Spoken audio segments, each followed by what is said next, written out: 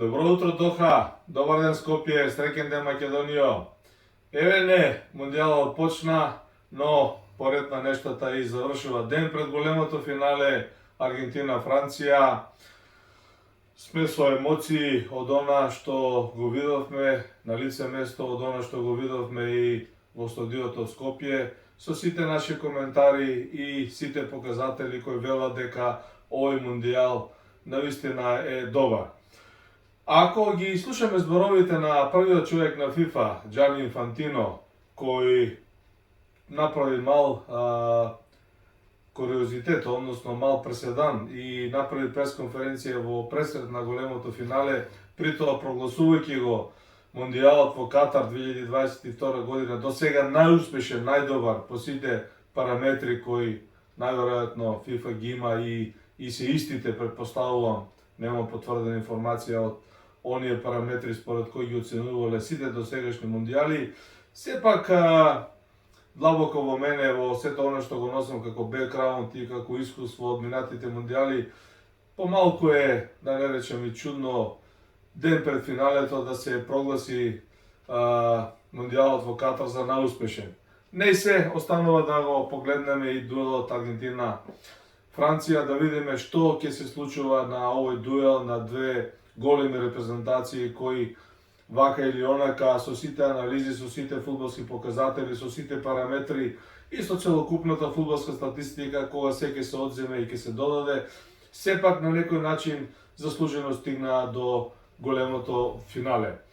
Во контекст на ова секако не треба да се одземе и да не се акцентира и успехот на хрватската фудбалска репрезентација. Еден гранден успех на хрватскиот фудбал, би рекол и на балканскиот фудбал, да не речам и на паранешниот југословенски фудбал.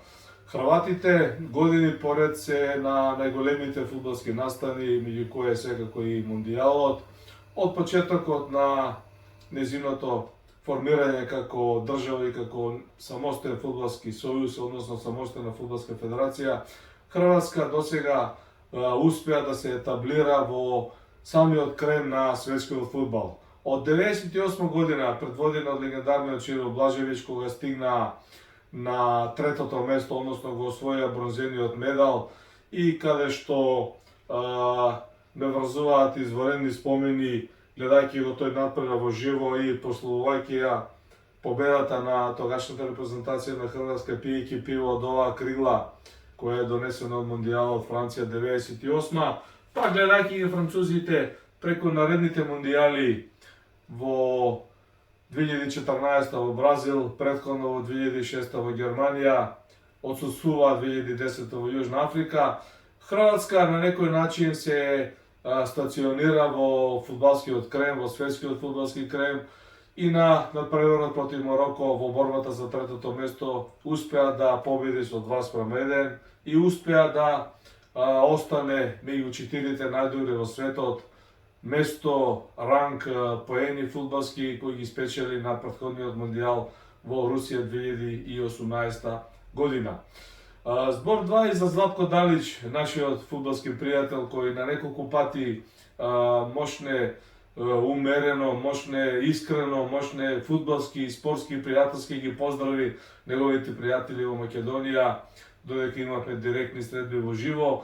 И во оваа прилика лично него му честитам, секако и на капитенот Лука Модрич и на целокупната хрватска фудбалска нација за освоеното трето место. Со овој успех Хрватска се етаблира и убаво се засврсти таму каде што е и секако заслужува честитки за тоа што го постигна. По мини анализата за овој успех на хрватите следува она што не очекува во големото финале на 22-то светско фудбалско првенство во Катар, а тоа е финалето Аргентина-Франција.